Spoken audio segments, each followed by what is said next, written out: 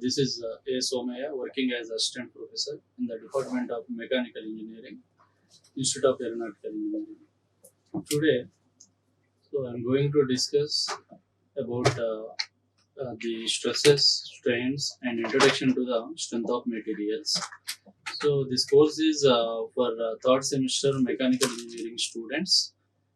Course name is Solid Mechanics and AME C05.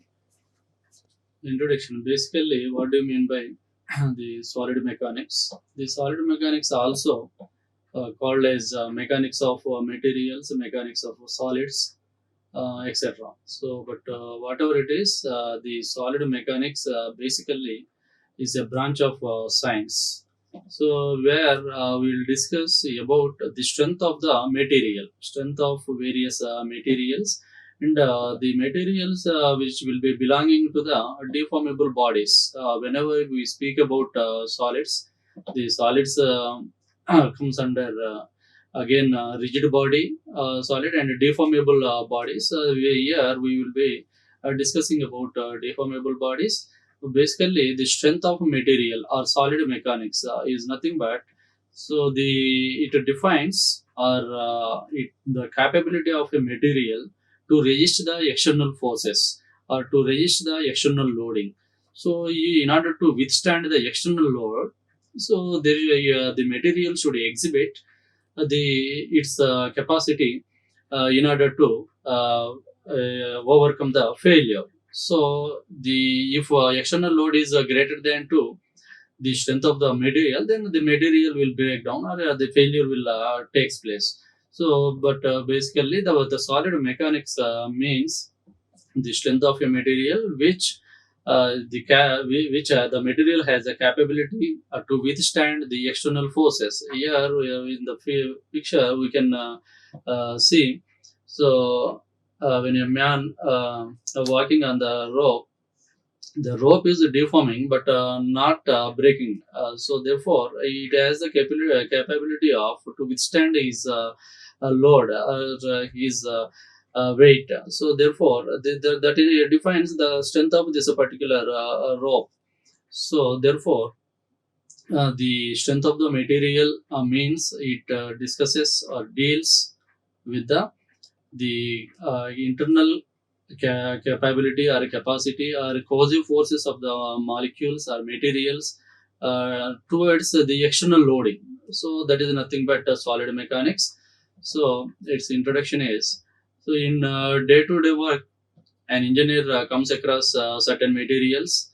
So steel girders, angle irons, circular bars, cement, etc., which are used in his projects, etc. As whenever it is confined to mechanical engineering, the mechanical engineering in mechanical projects generally we will come across of different types of materials like cast iron, aluminum, steel, brass, bronze, etc. So while selecting a suitable material for his project, an engineer is always interested to know its strength. So before going to apply a material or before going to take a particular specimen, so before that we should know its specifications, like what is strength, what is Young's modulus, what is ultimate stress, what is fracture stress, what is proportional limit. Before that, we should be knowing its various specifications before going to apply into a project. The strength of material may be defined as the ability to resist its failure and behavior under the action of external forces. When external force is greater than to the capacity of the material, then there will be failure. Otherwise, it can resist. Then we can define the particular material's strength. It has been observed that under the action of these forces, the material is first deformed and then its a failure takes place. So if you go back to the previous slide, before until it has a particular certain resistance towards external loads, it can withstand. So otherwise, above its capacity, then a failure will take place. But before failure, there will be deformation like this. So initially it's straight. When the load is applied, the deformation will be taking place like this. When so after this deformation, then failure will be taking place. A detailed study of forces and their effects, along with some suitable protective measures for the safe working conditions, is known as strength of materials. So, in detail, the strength of material means the forces and their effects, the study of forces and their effects on material, and with suitable measures in order to register the failures, is known as strength of material. As a matter of fact, such a knowledge is very essential for an engineer to enable him in designing all types of structures and machines. So, the again another point is when an external force acts on your body, the body tends to undergo some deformation due to cohesion between the molecules. The body registers the deformation. So, when there are cohesive forces and another type of forces are adhesive forces. When cohesive forces are there, the material will register towards external forces because there will be attraction between the same molecules will be taking place. Therefore, the strength will be high. So therefore, due to cohesive forces, the body registers the deformation. Due to internal cohesive forces, the external deformation can be registered. This resistance by which material of the body opposes the deformation is known as strength of the material. The another definition for strength of material is to resistance towards resistance against the external deformation is nothing but strength of material. So that resistance towards external deformation is also due to cohesive forces. But beyond the elastic stage, the resistance offered by the material is less than the applied load. In such cases, the deformation continues until failure takes place. So therefore, whenever the external load is greater than to the resistance which is going to be offered by the material, then breakdown or failure will takes place. So the before rupture, the deformation will be taking place. That the deformation is going on to continue till the breaking is taking place. So another point is within the elastic stage, the resisting force equals applied load. So this resisting force for unit area is called stress or intensity of stress. So because within the elastic limit, when if you observe the stress strain diagram, sigma versus epsilon, for a ductile material, you can find this type of curve. So this is a proportional limit, and over that there is a elastic limit, and yielding, lower yielding, and this is ultimate, and this is a rupture or fracture will takes place at this point. So within the elastic limit, so this is elastic limit. This point is known as elastic limit. So within this elastic limit, the stress is directly proportional to strain. So if you release the load, if you release the external load at this elastic point, then material will come back to origin. So such type of materials are known as the elastic materials. Otherwise, if you still if you exceed the load beyond the elastic limit, it will be going through various points like this, and failure will be taking place at this point. Now, the strength, these are the properties of materials. So, the first of all, the strength. What do you mean by a strength? The strength means the ability of a material to resist external load. That basically the strength means. So here, the strength is a mechanical property that enables a metal uh, to resist deformation load.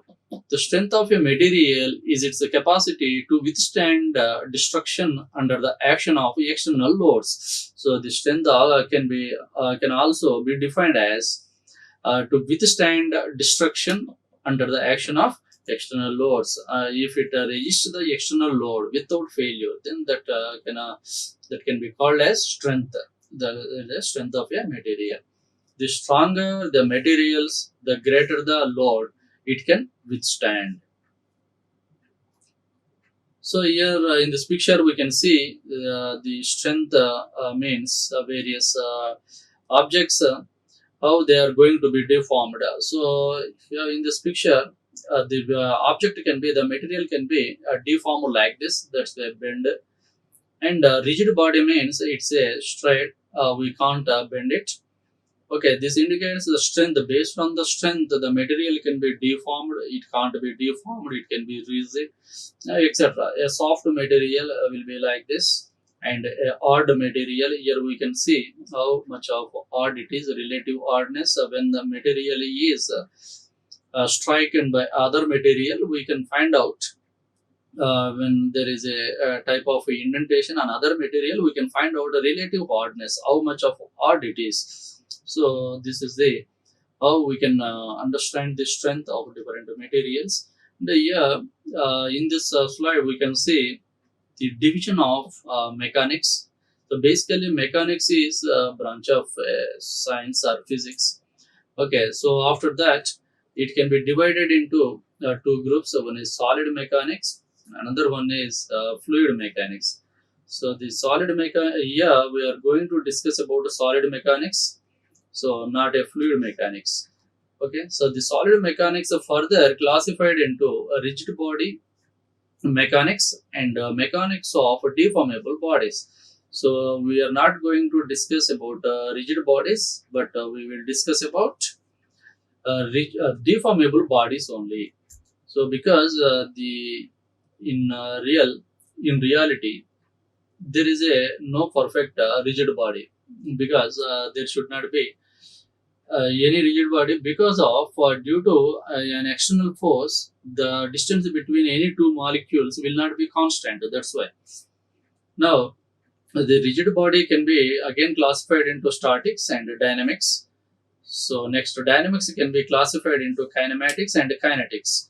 So here the subject, our subject, the strength of material, is going to be discussed about mechanics of a deformable bodies.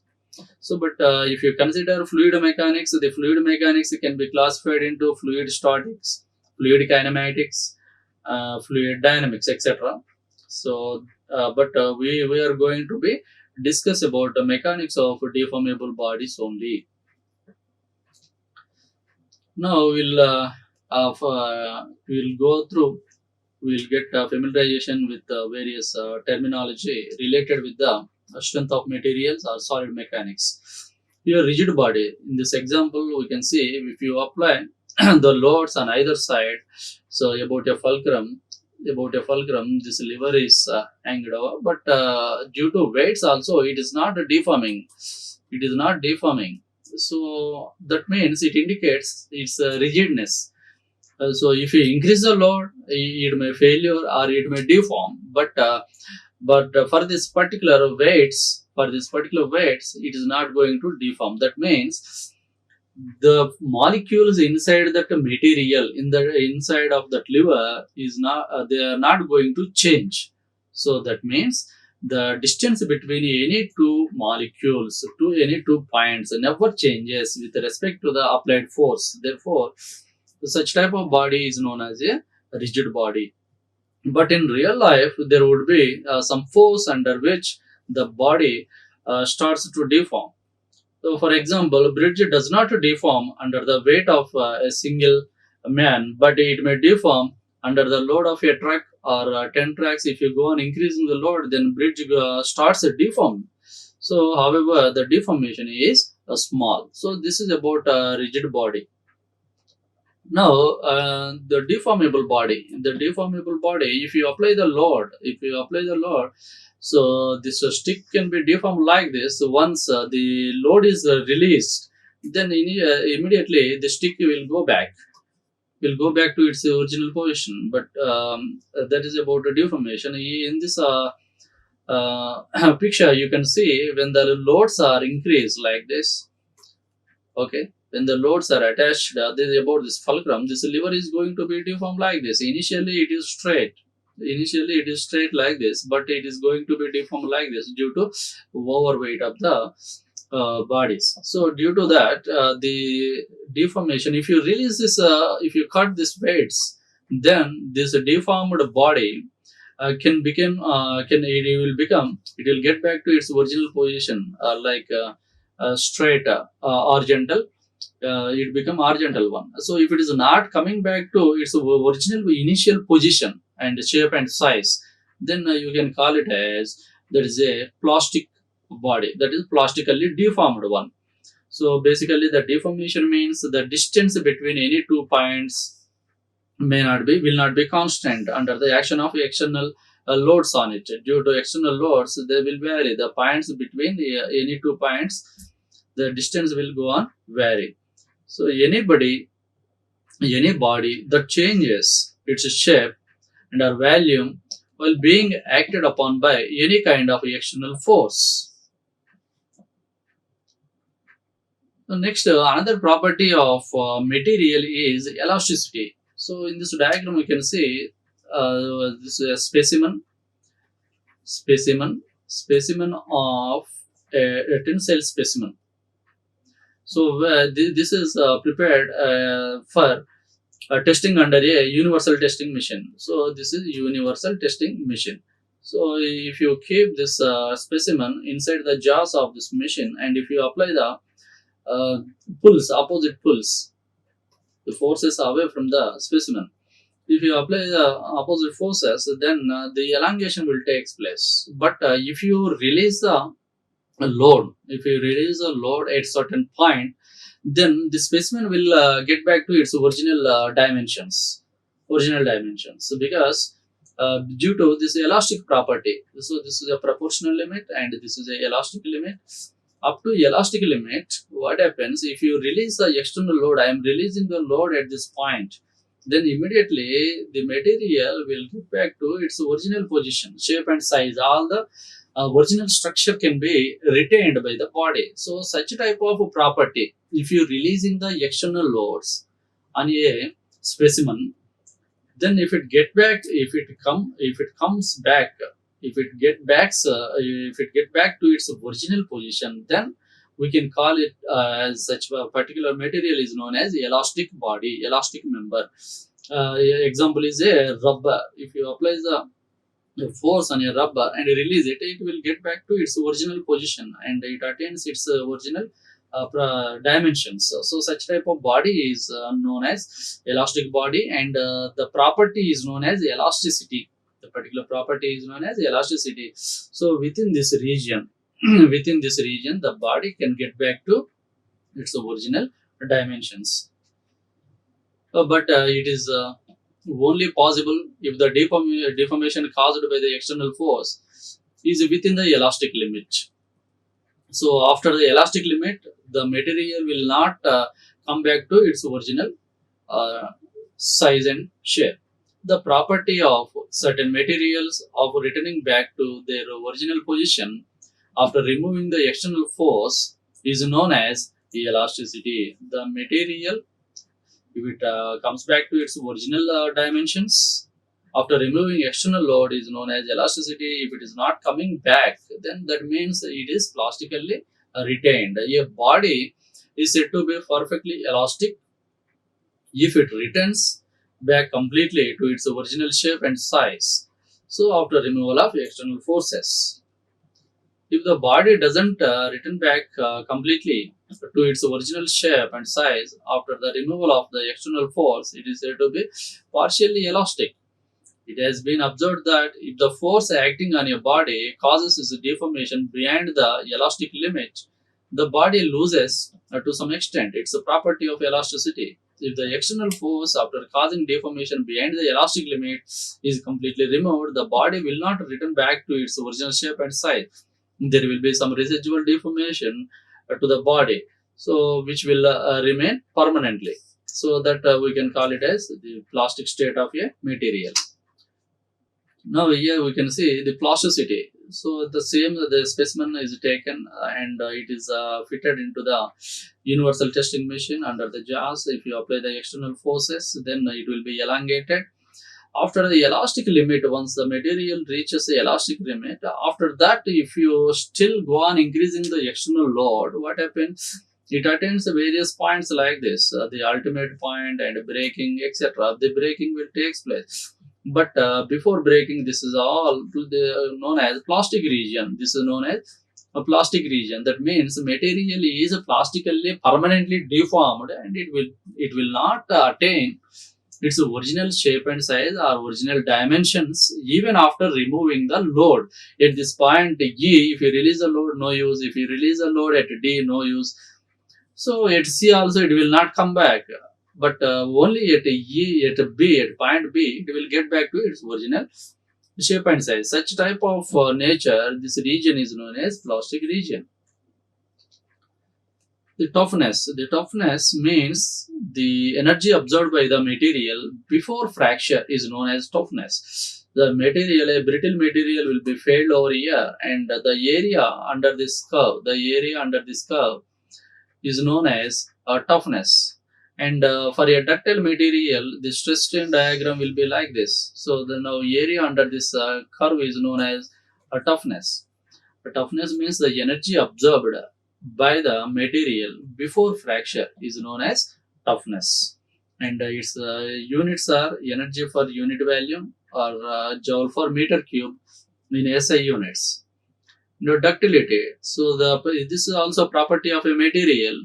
So the ductility means which enables the material to be deformed plastically. It can be elongated without fracture up to certain stage. After that it will break down. If the external force still it is exceeded, still it is going to be increased, then the failure will take place. But for brittle material, the stress strain diagram will go on increasing like this. Up to this it can be extended.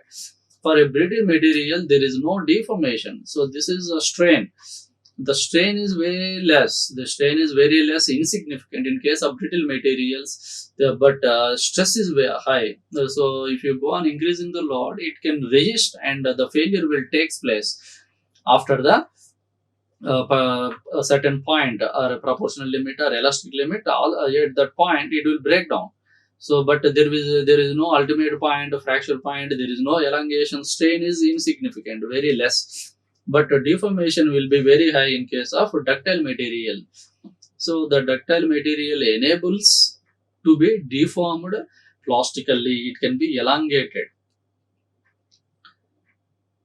Ductility is the ability of a material to undergo large plastic deformation prior to failure, and it is one of very important characteristics that engineers consider during design.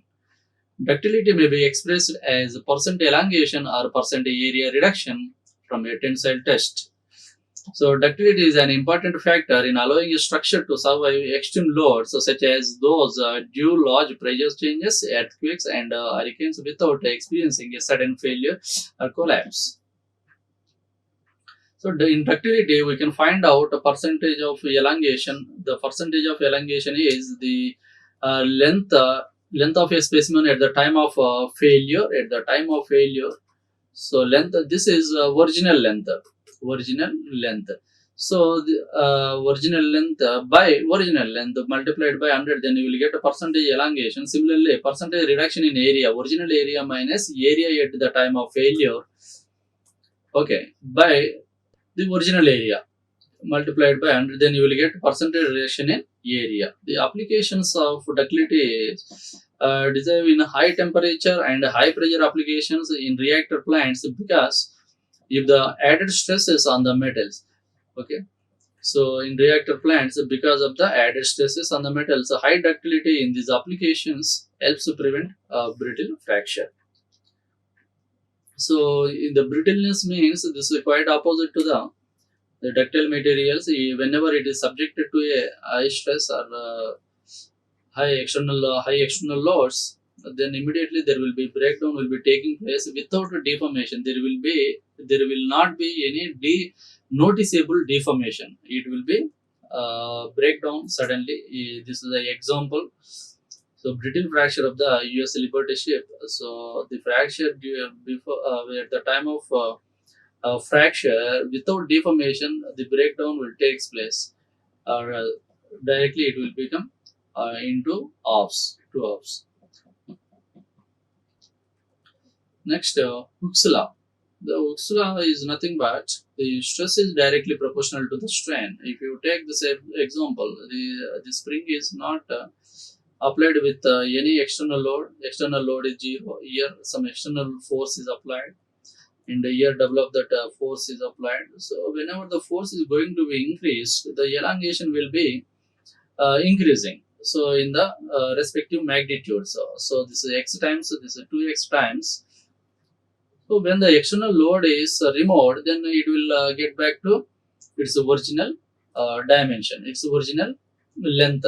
This can be acquired. So if you release this external load, and it will come back to its state. If you release this load, it will get back. It will become like this. That means the stress is directly proportional to the strain. That means within the elastic limit, stress the external load is proportional to the deformation. So it's discovered by the English scientist Robert Hooke in 1660. It states for relatively small deformations of an object, the displacement or size of the deformation directly proportional to the deforming force or load. So under these conditions, the object returns to its original shape and size upon removal of the load. So in this diagram, we can say if this is the elastic limit, within this stress is directly proportional to strain. Stress is directly proportional to strain. So sigma directly proportional to epsilon. This can be a directly proportionality. The proportionality can be replaced with the constant E, capital E, Young's modulus. So therefore E becomes sigma by epsilon. Young's modulus is a ratio of stress to the strain. So this is from the Hooke's law, we can define like this, where E is known as Young's modulus. So these are the values for various materials, Young's modulus values for various materials. So for mild steel, Young's modulus will be 200, aluminum 200 kilonewton for mm square, aluminum 70, copper is 100, cast iron 90, bronze 120. For wood, it will be 10. Now we'll discuss about stress and types of stresses, then strain, types of strains, etc. The stress is, it can be defined as load upon area. So load upon load for unit area in simple, and it can be sigma. It can be defined. It can be denoted by sigma. Load by P is a load by area. So Newton per meter square is a SI unit of a stress. So here we can see the classification of stresses.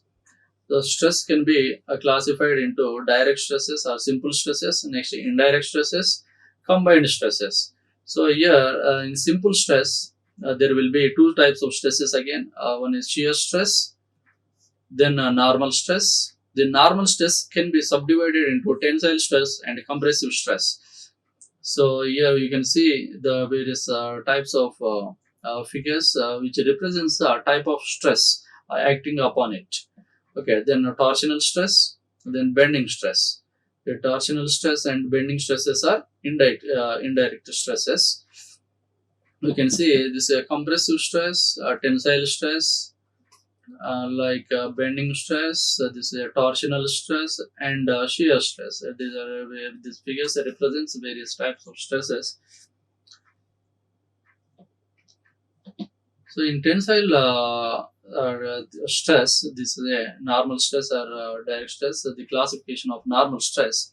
The normal stress means the force acting on a body is perpendicular to the cross section of the body. If you take a cross section of the body, the force acting on it will be perpendicular. Therefore, such type of forces are normal forces, and due to that forces, the stress will be induced in the body. So such type of stress is known as tensile stress. So here we can see the external forces are applied like this. Then resisting force will be developed in this direction. So then we will get the tensile stress is sigma t. Sigma t can be defined as load upon tensile force by area. Tensile force, where this is P, this is a tensile force by upon area, and the unit is Newton per meter square in SI unit. So similarly, compressive stress means these forces also normal forces. That means the force acting on your body is perpendicular to the cross section of your body, and these are not away from the center. These are towards the center. These forces are towards center. To equal and opposite forces will act like this. So due to this, there will be generation of stress inside of your body. Then the type of due to that, what is going to be happened is if you compress the material, its length will be decreased. Initial length is this capital L, and due to this, there will be decrease in length. So when the external forces are compressive, due to that just length, it can be shortened. Due to the shortness, length will be decreased. The shortness means decrease in length. And here you can see the compressive stress can be expressed as sigma C, and this is also force upon area, so Newton per meter square. Similarly, shear stress. Shear stress means the forces will be tangential forces will be like this. The force, these two materials are riveted over this, but due to shearing, the parallel forces and the tangential forces, equal and opposite forces will be acting. The stress induced in your body when subjected to equal and opposite forces which are acting tangentially across a resisting section. So due to that, shear stress will be generated, and it will be denoted by tau. Shear stress is denoted by tau. Here we can see at this section, if you apply the force like this, so then it can be separated like this. So that means the forces will be tangential forces. Due to that, the shear stress will be generated. Tau is shear resistance by shear area. It can be defined like this, and the units are Newton per meter square. Now coming to the strain, strain is nothing but change in simple. The strain can be expressed or defined as change in length to the original length, the ratio of change in length to the original length whenever the external force is applied on your body.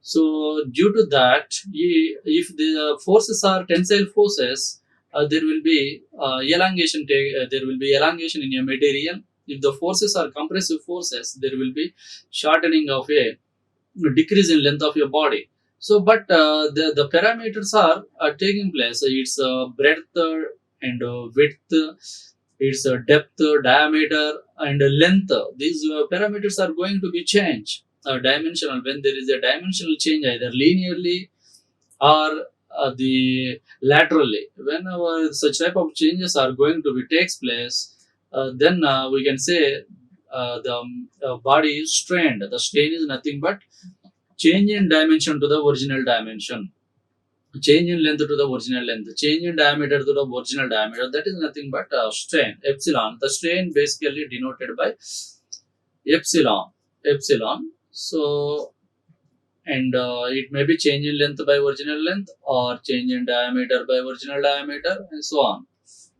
etc. So here we can see when the force is applied, while these are going to be separated, the thread is going to be broken. So linear strain means when there is a external force is applied. So due to that, the linear dimension is going to be, length will be going to be changed. Either it's going to be shortened or it is going to be extended. So due to that, the linear strain will be taking place. The linear strain is nothing but change in length to the original length. Okay, here we can see if the tensile force is applied, the length will be increased like this. Original length is this capital L. Original length is capital L. After that, due to tensile forces, then delta L, it is increased by delta L. So there will be increase in length. So this is nothing but a linear strain. At the same time, the lateral dimensions will come down. It will be decreased. Diameter, depth will be decreased. Breadth will be decreased. This is about linear strain. It can be expressed as change in linear strain epsilon L is equals to change in length to the original length. Okay, where L is original length, P is the force, tensile force acting upon the member, and the change in length or increase in length is delta L.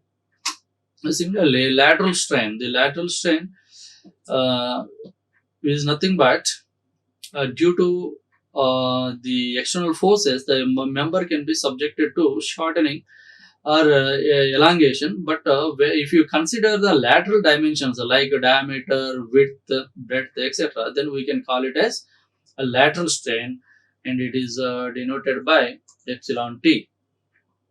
Okay, so it can be expressed as lateral strain epsilon t is equals to change in breadth by original breadth, or change in diameter to the original diameter, or change in thickness to the original thickness.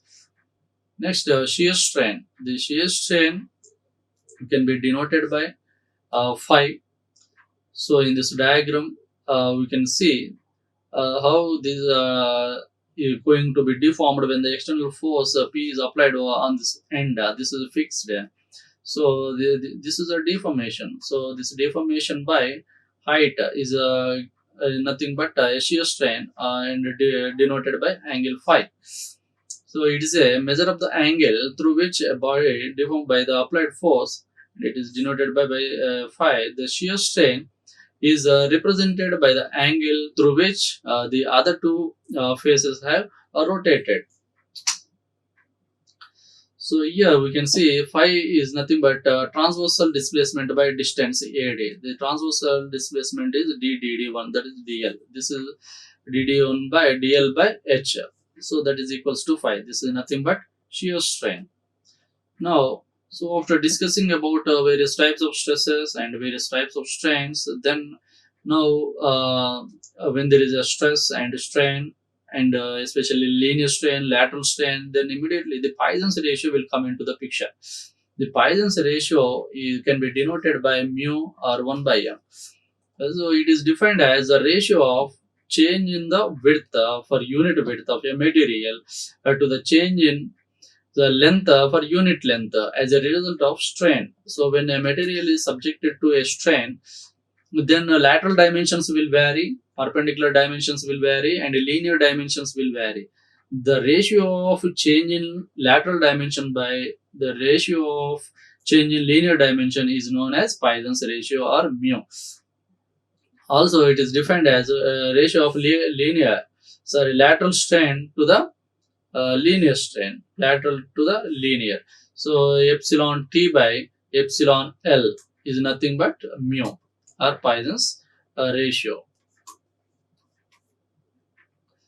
Okay, so therefore the Poisson's ratio for the generally for engineering materials, it will vary from 0 to 0.5. So various materials and its Poisson's ratio can be seen in this table. For concrete, the Poisson's ratio will vary from 0.1 to 0.2. For cast iron, 0.21 to 0.26. For steel, it is 0.27 to 0.30.